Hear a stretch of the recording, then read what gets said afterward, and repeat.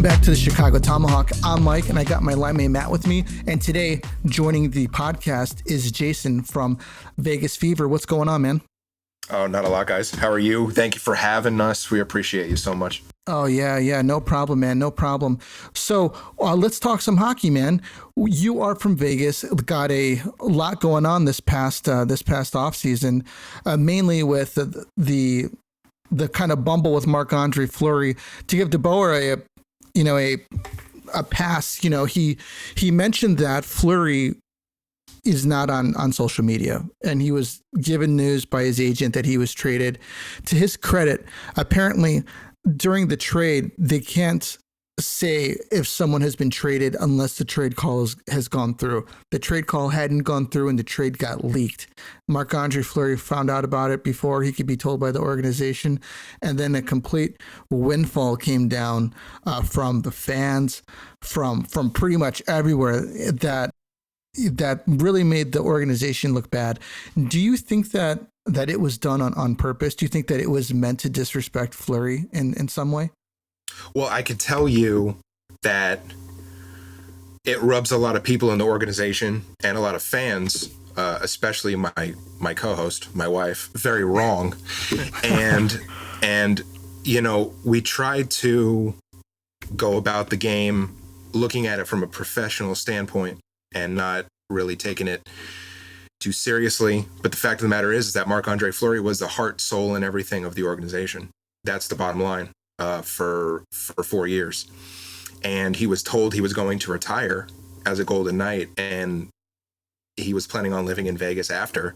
He was told that by Bill Foley, the owner, multiple times. So when you have a owner telling you fans love you, you think you're going to be around. Now, Marc-Andre Fleury it's not his fault that he was given a $7 million contract, a $7 million cap hit. That's not his fault. The organization gave him the money. He took it. He was worth it. He stood on his head every night. He did stuff he needed to do for 4 years. He's done it for his entire career. And Vegas was gifted Marc-Andre Fleury in the expansion draft because Pittsburgh didn't want to lose Matt Murray and others, right? So here comes Fleury. I think that he was not screwed. It just wasn't handled the right way. Before that trade call goes through, before it's done, you need to be on the phone with Marc-Andre Fleury and telling him that there is a potential, a very high potential, that this is going to go through. So, I feel that they didn't do him right. I was very critical of Marc-Andre Fleury last year and the year before, just because, they brought Robin Lehner in, and I really thought that Robin Lehner was, going to be the guy. And I know that we'll get into that in a little bit, but he was brought in and it became a problem. And I think that the reason, the way that Marc-Andre Fleury was let go wasn't fair. It wasn't right. You want to dump $7 million in cap space, that's perfectly fine, but you should be straight with the man who is the reason why you have a Stanley Cup appearance and why you have been able to hang banners and been pretty darn good over the past 4 years. I don't think he got the longest straw, I'll tell you that. It's really funny because I don't know what it is with the Blackhawks in Vegas. We get Subban, we give you Lehner. You give us Fleury. It seems like there's like a carousel between these two organizations and the goalie position. Do you think that, I was listening to your podcast and you were mentioning that, Robin Lehner he's either hurt or, he just doesn't have not in the position to kind of take over that number one role in an organization. This year, he's definitely getting that opportunity to take on that number one role, but he has an ailment right now. Do you feel that the wrong move was moving Fleury and not Robin Lehner? Yeah, absolutely. 100%. And I have many different opinions on this. When Robin Lehner first came over, I was very high on Lehner because Lehner, he was still under 30. Still is. And he never was the guy. He was never the guy anywhere he had been. He had never gotten a long-term deal. He was just looking to be the guy in a certain spot. So if they bring over Robin Lehner, I thought it was fantastic, and I thought that the tandem could work. Lehner has not been able to stay healthy, and he's said some things that are interesting, some right, some not so right. You know, what you get with Robin Lehner is what you get. Robin Lehner plays with his heart on his sleeve. He plays very hard. He's very passionate. He believes in everything he says. And, you know, he's an all-around good dude, but the wrong move was made at the end of the day. At the end of the day, Marc-Andre Fleury should have stayed. They should have traded Robin Lehner. They should use Logan Thompson, who was basically the Vezina winner in the AHL last year, right across town in Henderson. And they should have let Logan Thompson be Marc-Andre Fleury's right arm for a few years, and then that's the guy right there. I mean, you give Lehner a 5-year, $5 million a year deal. You sealed Marc-Andre Fleury's fate when you did that, and Lehner needed to live up, and I don't think he has. He's got a little bit of an issue again. He hasn't been the guy for a full season, multiple years, like Marc-Andre Fleury has. He's not been a star anywhere. And so until that happens, and it's going to need to happen now, you know, Vegas brings over Laurent Brossoit, and Brossoit was good. He's been good, you know, in the couple outings that we've seen in the preseason. You give that guy $2.3 million, I think you're throwing away money. Honestly and truly, with all the goaltenders that changed hands, you know, over the course of free agency, I think that they whiffed on everybody and they get Laurent Brossoit. Okay, fine. So now you have Lehner and you have Brossoit. Did you get better? Absolutely not, in my opinion. And they didn't get better on the bottom six either, for that matter. And look, maybe some things work out. I'm very critical. I love this team, but I'm also very objective. And I see both sides. And I think that, you know, I really hope I'm wrong, because I like being wrong, because that means that something's gone right with the Golden Knights when I'm wrong. I really hope that this goalie tandem works out. But I think we could be in for some interesting games in a long season this year. You know, with Robert Lehner, it's almost like, is this guy just an elite backup? You know, do you need to have a star goalie and then Robin Lehner as an elite backup? Because, you know, like you said before, he hasn't been the number one guy, but when he comes in relief, comes in and needs to play a few games, at least when he did in Chicago, he stood on his head and he really gave us a chance to win some games and stole some games from. We were hoping for us. Remember, Mike? Yeah. We were hoping he would have been the guy after Crawford, and you know, they decided to go with Crawford, and at the deadline he went to you guys, and Malcolm Subban went to Chicago. I was disappointed in that, man. Yeah, I really was. Absolutely. That was a bad deal. That was a bad deal for Chicago. You can have Subban back, though, if you need a backup goalie. You know, if we got Subban back, we'd have so much more to talk about, because that guy was horrible. You know, Malcolm Subban really was. He had every opportunity, and he just. I got to be honest, man. He just kind of crapped his pants. You know what I mean? Like he really just dropped the ball. He would get 6 or 7 goals scored on him. He's all time. He's fantastic in the shootout. I've seen that. Yeah. Fantastic in the shootout is Subban. He's one of the best, like, all time. Minimum games, you know, played, like, of like 5 or 10, whatever. He's fantastic in that on one-on-one, but he can be fooled, and he's not consistent. And I was very, very surprised when they did what they did. And I'm like, wow, we end up with Robin Lehner. You know what I mean? Like, what a tandem. Like, how does Vegas not win the Stanley Cup? Clear favorites. Right. I mean, clear, like, top 2. And, you know, the power play and the offensive woes failed them for the second straight year. And then you go out and you bring over Brett Howden, and it's just not sexy. It just doesn't make any sense to me. You know what I mean? Like, Dodonov is a good player, and, you know, you have potential with Peyton Krebs, and, you know, you're going to have Alex Tuch out for, you know, a lot of the year, half the year. Wow. And That's a shame. That's my favorite player on your team. Yeah, he's out until the end of I love January at least. And by time, February rolls around with the All-Star break and the Olympics, I don't really know how much you're going to see about Alex Tuck. But Peyton Krebs has a ton of responsibility now. And I look at the bottom six, and Matthias Janmark, who is another ex-Blackhawk, I feel like he's a solid guy at times.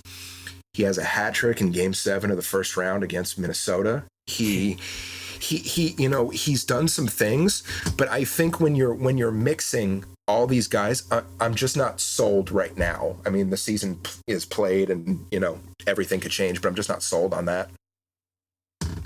Well, man, it's really interesting to hear, from the horse's mouth, essentially, a real Vegas fan on what's Right. going on with the organization, because, like with anything, when you're watching, 82 games out of the year, you're going to see things, you're going to notice things that, the casual fan, or I wouldn't say the casual fan, but the person who only gets to see 5 games out of the year, on TV, that we're not going to catch what you do. Really interesting. But to move on, we're talking about Robin Lehner. He made a really powerful statement the other day when he was talking about how some teams are giving players Ambien on traveling, on traveling trips to help them relax and stuff, and that's absolutely incredible, because I believe that stuff is supposed to be monitored and only be subscribed, because, I believe those are psychoactive drugs. So not psychoactive, but they mess you use them to treat depression and anxiety. Right. And which can happen, when you have an injury. Right. And you're out for a while. Right. And, I know the NHL is looking to interview him. I think the Players Association is looking to interview him as well, but they hadn't said anything, for at least from what I knew, after he said it, 24 hours after he made his comments, which is really interesting. And you know what? These are, because he mentioned Alain Vigneault in his comments, and he said today that he wasn't specifically talking about Alain Vigneault, that he was giving it to players. He was just saying in general that he's a hard guy to play for. Right. But if there is truth to this, man, this could be a really, really big deal, that they're handing this stuff out to players. Where do you stand at with with Lehner's comments? I'm kind of torn, and I got to be honest. Members of my family have battled what Robin Lehner's battled, so in no way, shape, or form should what Robin Lehner is battling be the story. And if you look at some of the comments underneath, which streams for miles now, right? If you look at a lot of the comments, people are calling him crazy, and that hits a chord, because the man is not crazy. The man is absolutely right. He has the courage, and he is standing up for what a lot of other players cannot say or do, because Robin Lehner has nothing to lose. Robin Lehner will be the voice of the players, and if he goes down as that and nothing else, he would be fine with that, because he did all he could and he said all he could. Now, why didn't Robin Lehner go right to the NHL with this, or the NHLPA, or not Twitter? Twitter is the player's voice. It's the player's platform when other people are not, and organizations are not listening. I don't believe that everybody is listening to what Robin Lehner is saying. Robin Lehner is saying that these locker rooms and these organizations are open pharmacies without prescriptions. And when you have an opioid problem in this country, have for a long time, somebody needs to listen. And I think his meeting should be valid. He should speak. He should do everything he can. And people, who, doctors and team officials who are allowing it should be held accountable, because you can kill somebody. You could do a lot of damage, and a lot of these guys have injuries and they have to play through them. And sometimes they don't. Sometimes they use narcotics and other drugs to get through them. And it's really sad, but I don't think that Robin Lehner was bored. You know, me and Paula, the golden wife, have gone, went back and forth, about this. And it's, for some people, it's a lot. It's a lot for Robin Lehner to every month, be in the spotlight, be in the headlines. All you're supposed to do, dude, is go stop pucks, right? That's what some people will say. Well, that's the equivalent of of telling someone in the NBA to go bounce a ball. Okay. It's wrong. Let the man speak, because he's got a lot to say. He's been in enough organizations that he knows what he's talking about. So he should be heard, and something should be done. If they want to run an investigation, let him do it. Who's the source? Robin Lehner, and anybody else that's talked to Robin Lehner, because he's been in enough locker rooms. I think the guy deserves a chance. I think, considering that he went straight to Twitter, should give you really all of the insight that you really need, because maybe he felt that, you know what, if I go to the NHL with this, they're not going to do shit. If I go to the NHLPA about this, they're not going to do anything about it. And so what I need to do is go to Twitter and, make some waves with this, and then force them to listen. To be honest with you, I think that's why he did it. And also, if he did go to the NHL about it and spoke about it, they could have said, okay, we're going to investigate this. By the way, you can't mention this to anybody going forward, and, make him sign some kind of freaking agreement. He doesn't, right. That where he's silenced. I saw some of the comments on there too. And it's a lot of things. Something that a lot of people don't know is I actually have anxiety myself. And it's really surprising for a lot of people, because it's one of those things where for a long time I suffered in silence, and nobody really has any idea what's going on, and it comes to a head one day, and when that day comes, man, it's it's brutal. So when people are out there and talking about he's crazy, it just goes to show you that there's a lot more that needs to be done about mental health.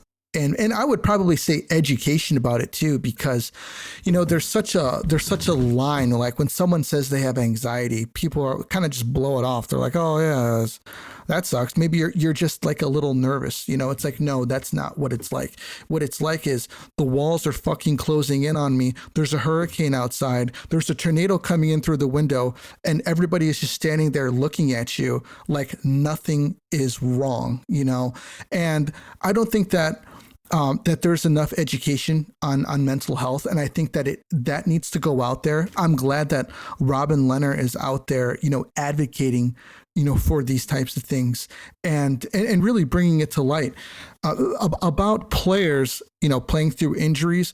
I believe Calvin DeHaan last week said that he played last year with a broken tibia, which either he's misspoken or maybe he's blowing it completely out of proportion, because I would think that that's an absolute impossibility to do something like that. But if you're hopped up on OxyContin, I would probably imagine that it's really not that hard. Do you know what I mean? And for sure. And the whole thing of, have you ever seen The Last Boy Scout with Bruce Willis? No, I have not. There's a part at the beginning where this guy, he owes money. He's on he's on painkillers. And the main guy too. He got kicked out of the league because he was caught. He was on painkillers. But it's such a commonality in professional sports where guys are on painkillers because they need to play through the pain so that they can get paid on their contract. So they can make it in the game. And I think that it's getting to a point now where, the line needs to be drawn. Look, I'm all out there for guys, playing through some injuries. But when you've got, Patrice Bergeron, and I believe it was 2013, playing through, with a ruptured lung, there needs to be a line drawn. And a lot of people are like, oh yeah, the guy's a hero. What if he just collapsed right there on the ice and died, with a punctured lung, because he's out there trying to prove something in a way. And I mean, they would have said that he shouldn't have. Right. Yeah, He it should. was his You know what I mean? choice. They would have said, yeah. Right. So and then here's Alec the thing. Martinez also played 19 playoff games last year with a broken foot. Alec Martinez. I Right. mean, painkillers. They're, Yeah. right then and there. Yeah, and Look it's at like Bobby Probert, Mike. Yeah, That poor guy had to live his life the last couple of years of OxyContin just to take the pain away. brutal. And Absolutely can you brutal. imagine that? And then the alcohol abuse, and then Yep. it's got to be a horrific. rough way to go. One thing to another. And Yeah. and then here we are on the outside banging on the glass when guys are getting in fights and stuff like that, and that's why I have a real I have a really funny relationship with sports, man, because a part of me is like, this is so awesome, this is great, and then like there's another part of me that's like, it's like the modern day gladiators. And am I supporting this guy who's not going to be able to walk in 10 years, can't walk right, Robin Leonard's they're a heroes, beast, man. He's a beast. Robin Leonard is a beast. He is. To have his he's problem. lost weight. Yeah, and like, he has these health issues, and put that on top. He's a goalie. That's another thing. Like, I was a goalie my whole career playing. Do you know how, like, you're looking up at the ceiling the night before, like, oh man, what am I gonna do? And you're thinking about it. Then the whole car ride with your parents, you're in silence and not thinking. And that's got to be 100 times more pressure in the NHL, like playing in front of 50,000 people or 30,000 people, whatever, and people watching you. He handles it so well for, having all these issues. I mean, all these guys do. All these guys Yeah. handle it well, because sometimes I mean, the biggest games of the year, and it's just them in front of a net, and if they let that little black rubber thing go in, Yeah. I mean, it's like over. You know what I mean? And especially in the playoffs, everything is so do or die. Everything is so edge of your seat. That's what makes hockey, in my opinion, the best sport. I mean, hands down. And I mean, the playoffs are great. You can hide, though, if you're a forward defenseman. True. If you're having That's a bad true. game, you can hide. But when you're a goalie, the starting goalie, the man, when you're the man, maximized. you have the spotlight on you and the pressure's on you. And he nails it out of the park, man. He doesn't even look like he has any issues. He's calm. No, like he's gonna go. He's got. I mean, Vegas is gonna play the Flyers, and he's gonna skate over past Alain Vigneault, and he's just He gonna probably be will. like, "Hi, how you doing?" Well, You know what I I mean? remember when they first got him. Wasn't he tweeting at like Evander Kane, calling him like Yes. baby shark or something? I was dying. Well, him and Ryan Reeves and Evander Kane had a relationship, but Lehner was not afraid to do it either, and Lehner probably isn't afraid to talk about Evander Kane and his gambling issues either. Yeah. He'll just go right at it. You know what I mean? Lehner probably has would, yeah. no fear, Yep. and that's what makes him interesting and special Yeah. in the game. And I don't think I'd drop everything him. He does. I wouldn't drop him against Lehner. He No, I just wouldn't looks either. like he would flip a switch looks and like be he'd like kill an you. animal. Yeah. Yeah. Well, cool. So moving forward, is there anything going on in the NHL that's really caught your eye? Like anything that you're really looking forward to during the season? Well, for me, it's got to be having a full 82 game slate, everybody playing everybody. Vegas getting to go back east Coast teams getting to come out to Vegas. Normalcy, I would say that normalcy is the biggest thing. Interesting that there's really not going to be any hockey in February. We can call the Olympics hockey, but let's be honest, from February 1st to February 25th, basically there's like no hockey. Okay. So that's kind of rough. I mean, getting back in the Olympics, is good for the Americans. It's good for the players. It's good for North America. It's good for the world. But, that's going to be kind of lonely. It's going to be, Gerard Gallant playing against the Knights, Seattle coming into the league, Fleury, Marc-Andre Fleury playing against Vegas. And I just, it was really important for, for our show to come on your show and just to tell you how much of an amazing human being you guys have. I'm sure you're well aware, but just he's fantastic, and he's going to do some things that are just going to make you just say, wow. And why is he not in Pittsburgh? Why is he not in Vegas? Exactly. He's a Hall of Famer. He's a future Hall of Famer. and he won the Vezina last year, had the best year of his career, 3-time Cup winner. He just smiles. And when he smiles, he takes a little piece of your heart because he plays the game with so much love. And I'm really bitter that he left. Not that he went to Chicago, but that he left. But that ownership let him go for a price that they paid him, and that he didn't. He's going to be like, I mean, what is he going to say? No, I'm not going to sign a contract for $7 million. You hand me $7 million, I'm going to take it. I mean, you're out of your mind if you don't, right? So it's going to be, when he comes to Vegas and he gets that ovation, it's going to feel like it goes on forever. And Vegas is probably going to meet the Blackhawks in the playoffs, and Fleury is going to make 60 million saves every game because they deserve it. Because they deserve it for the way that they treated him. And some people on social media that day, I remember when he got traded, were like, "Nah, so what? $7 million we can spare." Really? $7 million you can spare? Let's see. Brett Howden, Brossoit, you got Dadonov.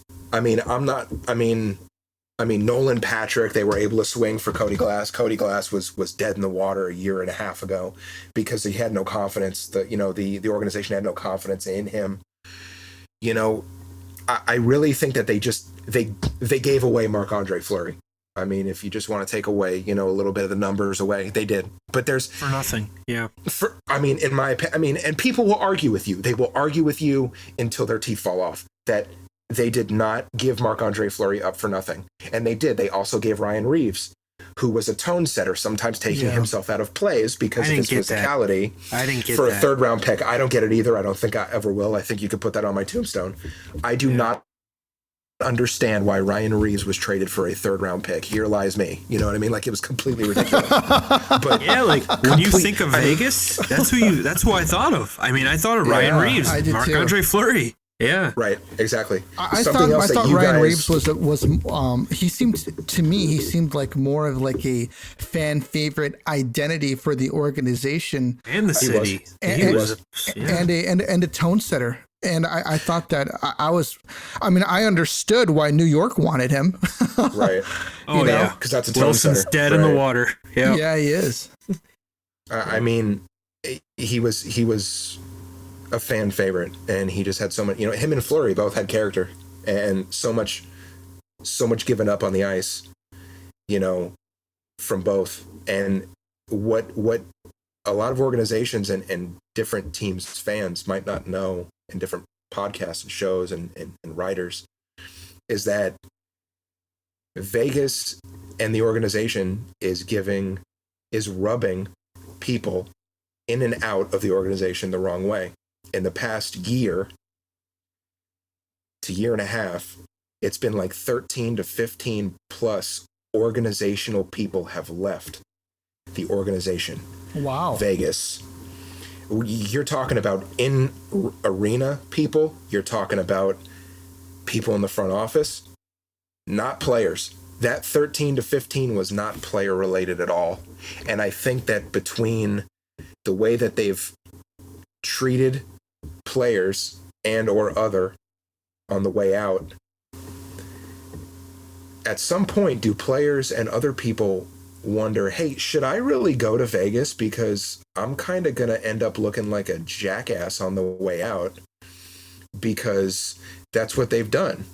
A lot of people that put together that pregame show are not with the organization anymore. Some of their in arena talent on the pregame, postgame networks have left, and something's up. And I don't think that we're going to get an answer about that, but there's something in the pot that's brewing. Somebody or some people are rubbing people wrong, I guess is the best way to put it. And not a lot of organization and organizational fans know that. Well, but it's really interesting. I got a question for you. Since you're getting into this, What happened with Gerard Gallant? Because I thought he was great his first year. I mean, he made it to the final. I mean, I never really got the real story about this. So Gerard Gallant, I remember exactly where he was. He was let go. They had just lost 4 games in a row. Okay. They had a losing streak.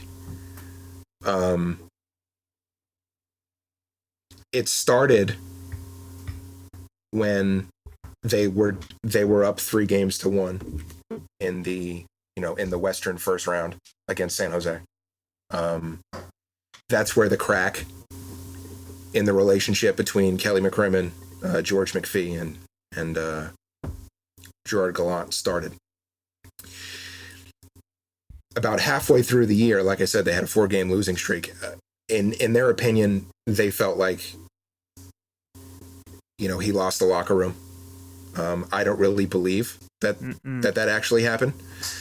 I feel like you have Pete DeBoer, who beat you, and he was just fired a month earlier from San Jose. You have him sitting in Florida doing absolutely nothing. I want to make a splash. This team has expectations. They've had expectations from day one, from year one. We have to get back on track. So they can Gerard Gallant. Now, lucky for Gerard Gallant, they were actually able to get him, out of the arena and, into an airplane, unlike the Florida Panthers, who basically left him at the arena and his family with nowhere to go. Wow. I mean, it was bad. They at least were able to get him travel. Great for them. And, next thing you know, you have Gerard Gallant's fired. Pete DeBoer's in. The guy that Gerard Gallant called a clown, and that everybody in Vegas was basically calling a clown, that's your guy. And now we've all got to be on board with that. That was tough. That was tough for a lot of people. Gerard Gallant was the original coach. Yeah. Who, Pete DeBoer?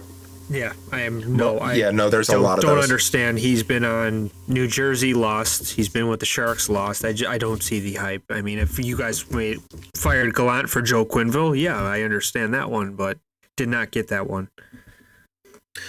It was definitely. I thought it was a joke. I thought it was a joke. It was very surprising to us all. DeBoer has taken, his 2 prior teams to the NHL final, to the Stanley Cup in his first year with both. Yes. So his first year in New Jersey and his first year in San Jose, but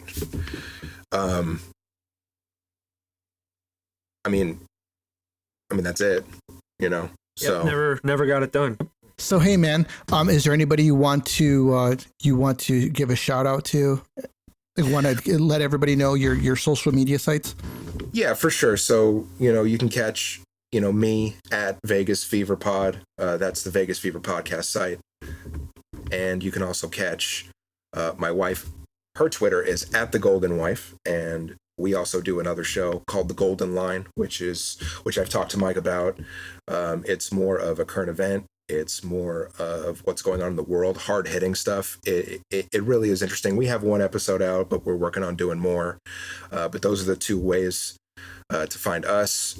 Just appreciate all the listens and subscribes, and we're growing. And I'm over 10,000 followers. I didn't think 2 people would follow me, a year ago. I'd be lucky if I got followed by a ham sandwich, dude. You know what I mean? So us too. You guys do fantastic stuff, and I appreciate you guys having us on.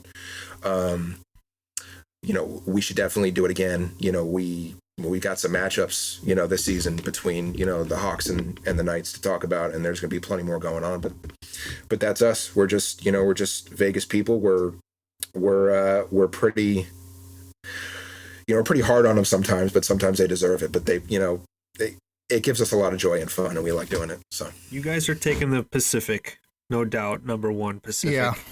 I agree. Opinion. I agree. I think Seattle's going to sneak in. I think Seattle's going to be in the top 3. I do. Huh. Yeah, I do. We were mentioning we think that Seattle's going to be not like how the Knights came in and kind of just blew everybody away, but I think they're going to be a pretty decent team, and they're not going to be in the drudges of the NHL like where the Coyotes are going to be. Oh yeah. Oh, I think that. Yeah, it's gonna be like epically bad, and they're moving to the Central. You could just forget it. Thanks for the points. Yeah. Well, hey man, thank you for coming on. We'll definitely have you on again. Probably around a Vegas game. It'll be a great time. And once again, thank you for your time. And we'll see you next time, man. This is the Tomahawk. We're out of here.